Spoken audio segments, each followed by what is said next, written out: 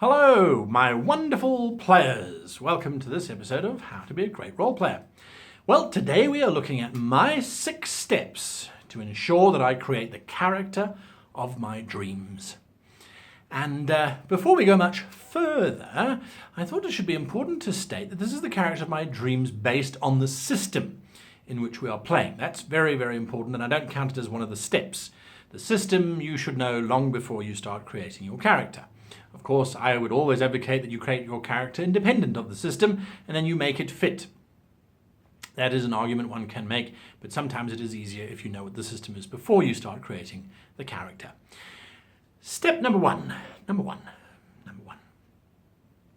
Talk to your GM. Sit down with the GM and discuss the setting. Are these types of people common in your world? Describe for me the average day that a knight might go through. Are starships common in this sector of space? What about aliens? Do we know about aliens? AI? What about orcs? How are our feelings towards other races? Is our general knowledge broad or is it narrow? Understanding the world in which your character is going to be playing is critical to making sure that you get a character that's going to feel as if they fit, and that's going to give you longevity in terms of the character being able to interact with the world in a meaningful way.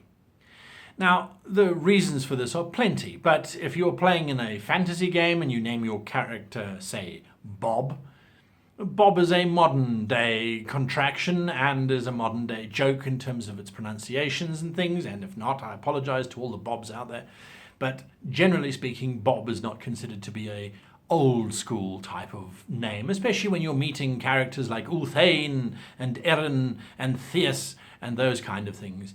Suddenly, when you introduce yourself as King Bob, it does seem to fall rather flat.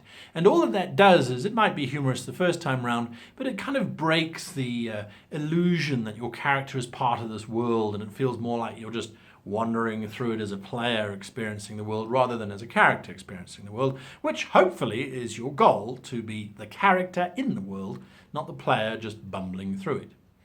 So speak to your GM and understand the setting. And even if you're playing in a pre-made setting, if you're playing in something that already exists, speak to your GM anyway. They might have certain things that they don't want, certain things that are forbidden or that they simply have written out or that they're adding in that you might be able to take advantage of. For example, in Star Wars games that I run, you are not allowed to play an Ewok. I don't care what your arguments and meanings and things might be. There's just too many things in the way that prevent that character from having a meaningful kind of engagement in this environment. And we saw that by the Wookiee movies that were made many, many years ago, which we do not speak about. That's just me personally. You might want to have a Star Wars campaign where everyone's Ewoks, in which case it's still important to talk to the GM to find out just what their stance is on Ewoks. Who knows? So speak to the GM first. Once you've spoken to the GM and you've tried to get your mind into this strange world, take a moment with the world surrounding you. In this case, it's the new science fiction set that we've designed. And this is step number 2. Just close your eyes and imagine characters from that world. If we're taking a fantasy setting, for example, let's take the Lord of the Rings, so Middle-earth. We've got the men from Gondor who have an oppressive steward, but they live in this fantastic city. You could be a blacksmith from there. Does a blacksmith sound interesting to you? A blacksmith who's going to go on a journey, because ultimately you are an adventurer. So it is something that you're going to have to anticipate. Is it a blacksmith? Is it a rider of Rohan? Perhaps you'd rather be an elf from Mirkwood. In which case, why would you abandon your king? Why would you travel outside of your territories? Maybe you would rather be a dwarf and you want to come from the Iron Mountains. Or perhaps rather you want to be a Haradrim and you come from the south. All of these ideas float through your head until eventually what you need to start doing is finding one that speaks to you. And play with different ideas. You can imagine yourself being a halfling. Do you really want to be a halfling? You come from the Shire, you've heard tales of Old Man Took who would go off on adventures. There might be rumours of Frodo or of Bilbo, depending on when it's set. But you're a simple character. You're a farmer or a potter, perhaps an artist, definitely someone who's a lot more earthy. Perhaps maybe that's something that inspires you. Whatever you are thinking about, wash through different characters. Don't think, oh, we're playing Dungeons and Dragons, right? Oh, I love playing rogues. I'm going to be a rogue. What's a rogue? A rogue is a class. It is a profession. It is an action that one takes. It doesn't describe who that person is. So by allowing your mind to wander over different types of people, different types of races, different types of backgrounds. Is it a man? Is it a woman? Is it something in between? Is it an elf? Is it a dwarf? Is it a Klingon? Is it a Romulan? Is it a Cardassian? Is it a whatever? Just let all these thoughts wash away in front of you until eventually one or two start to keep coming back. Oh, I really like the idea of that Gondorian blacksmith. I think he could be quite an interesting character if he's young and he's impetuous perhaps and he gets into a fight. Maybe he loses the smithy that he inherited from his father and now he has to go and try and make his fortune somewhere. Maybe he's trying to marry a girl and he needs to pay the father a dowry. And the smithy is not going to do that for him because there's an oppressive landlord who demands more and more rent each and every month. Let the different ideas wash over you and don't prescribe to a single profession or to a single career path just yet. Just let them explore, and whichever one brings up the most interesting story, the one where you go, I'd like to read that book, I'd like to watch that movie, that's a TV series that they should make. When you get there, then you move on to step 3. You start now to flesh out the personality and the background of the character. Now there's videos on how to create interesting backgrounds and on the various personalities that you can have for your character. But those will be informed by the vision that you had. That moment where you saw that tall, lean blacksmith with maybe black hair and not many eyebrows because of the forge's heat. Once you start to see that character, you can then start to build in their backstory, as well as then you can start to give them personality. Number 4. Now, number 4 is where you have to refer to the system and you have to refer to the rules and all of that kind of thing. Now you start to look at class. What class would your blacksmith be? Would he be a warrior class? He knows how to swing a hammer. Well, it works in Game of Thrones. Would he be a rogue, in which case he's a blacksmith who knows how to pick locks because he makes them every single day? Is he a wizard? Or maybe he's a blacksmith who reads books in his spare time because he's so bored of the smithy. Is he a priest?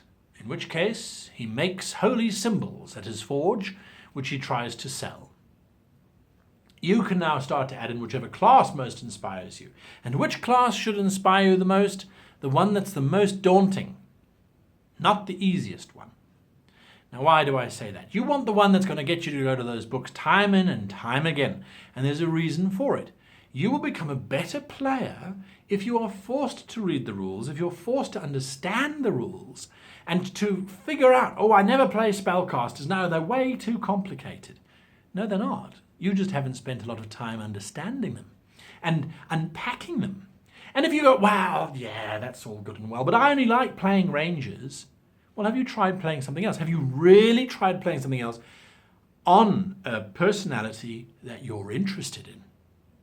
So sometimes just creating a slapdash wizard or a starship captain is too daunting for you because, well, you've never done them before and you make a simple thing and you didn't like it because it didn't work out.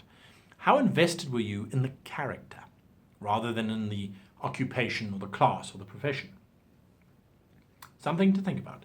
Besides, if you are going to become a GM, it's best to try and understand all of the different classes so that you can better manage them and better manage their expectations and better handle those characters when you are running your own game. So it's a great opportunity here to explore all sorts of things and then to learn as your character learns. Preferably you're starting at level 1, or at the basic level, or at first feat creation, or whatever your system says. It allows you to start to get to grips with it and slowly grow as your character does. This gives you so many investiture points. You can invest here, you can invest there, you can invest there. You've got the character history, you've got the character development, and you've got your own personal development in terms of understanding the rules and things. And I guarantee you there's someone at your table who will happily unpack all of the rules for your particular class for you. They'll also tell you the best builds and the best way to go about creating this type of character and that type of character. Your answer should be, thank you very much, but I'm going to create a character based on my blacksmith, who might be a rogue, but he needs strong muscles in order to be a blacksmith. So I'm going to put some strength score in there. And yes, I know all about finesse, weapons, and dexterity and all that kind of nonsense, but that's not my type of rogue. Now, number 5. Number 5 is where you now start putting all the numbers together, because ultimately almost all of the systems have got numbers or pips or points or percentages or some kind of value to dictate some kind of other value from the real world into the fantasy make-believe world of tabletop gaming. You now start to cobble that all together. So do you see that those have come all the way right at the end of character creation? Those are not there to define the character. They are there to create mathematically the character by definition. Yes, I understand I contradicted myself there. The idea is that the stats, the numbers, come out of the character, not the character coming out of the numbers. Certainly you can roll and let some random events happen and go, well, I didn't see that. But, well, maybe the character is quite charismatic. Maybe he's a fairly handsome blacksmith. In which case, that's fine. I can go with that and I can work that backwards into the story. This is not necessarily a one-way flow, but in terms of the origin of that, it should be, in my opinion. And then finally, number 6, and this is the last thought on character creation. You now take this character, and even before you start playing, go and sit down at a table with a bunch of numbers, borrow a book or two from somebody else with monster statistics in it or combatant statistics in it, and test your character. Don't necessarily test them against monsters. Well, you can, absolutely. If it's a combat character, have your friend roll for the monsters whilst you roll yourself for your own character. But also come up with encounters. You can literally write down on cards, friendly NPC, unfriendly NPC, demanding NPC. Create a little village of NPCs and then wander through that village. Take a little walk with your character and explore what's his day-to-day existence like. Run the scenarios through your head to see whether you like this emergent blacksmith or not. And I guarantee you, if you go through all of those steps, all 6 steps in terms of creating this character, you will have someone that you are hopefully going to spend a lot of time with, and someone who is interesting to you and who challenges you in terms of the decisions that they're going to want to be making versus the decisions that you might want to be making. At least that, for me, is how I go about character creation. I hope this video was useful. Hit that like button if it was, and if you want to see more, hit that subscribe button, and you can always join us on Patreon or at www.greatgamemaster.com, where we have more conversations, and we're also on Facebook as well as on Twitter at HowToGM. And you can join us there for conversations, polls, questions, and all sorts of other wonderful things. But until next time, I wish you the happiest of playing.